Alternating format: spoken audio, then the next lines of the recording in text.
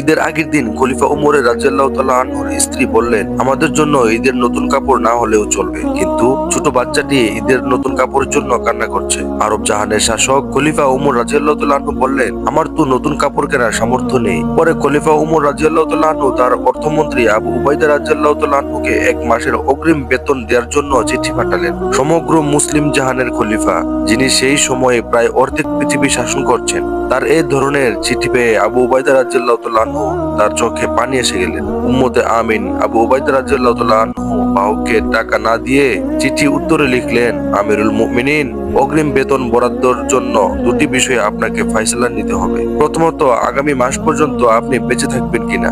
দ্বিতীয়ত, বেঁচে থাকলেও দেশের জনগণ আপনাকে সেই মেয়াদ পর্যন্ত খিলাফতের দায়িত্ব বহাল রাখবেন কিনা। চিঠি পাঠ করে খলিফা উমর রাদিয়াল্লাহু তাআলা আনহু কোনো প্রতি উত্তর তো করলেনই না, বরং এত কেঁদেছেন যে তার চোখের পানিতে দাড়ি ভিজে গেল, আর হাত তুলে আবু উবাইদা রাদিয়াল্লাহু তাআলা আনহুর জন্য দোয়া করলেন, কারণ একজন যোগ্য অর্থমন্ত্রী নির্বাচিত করতে পেরেছেন ভেবে। বন্ধুরা, হযরত উমর রাদিয়াল্লাহু তাআলা আনহু এর এই ঘটনা নেই পরায়ণতা, আমানতদারিতা ও দুনিয়ার প্রতি অনাসক্তির শিক্ষা দেয়। তিনি ব্যক্তিগত স্বার্থের চেয়ে উম্মতের কল্যাণকে অগ্রাধিকার দিয়েছেন। সৎ ও যোগ্য নেতৃত্ব কেমন হওয়া উচিত তা এর মাধ্যমে স্পষ্ট হয়। এই শিক্ষাগুলো আমাদের সমাজ ও নেতৃত্বের জন্য প্রাসঙ্গিক। এমন সুন্দর সুন্দর ইসলামিক গল্প পেতে আমার চ্যানেলটি সাবস্ক্রাইব করে পাশে থাকুন। ধন্যবাদ।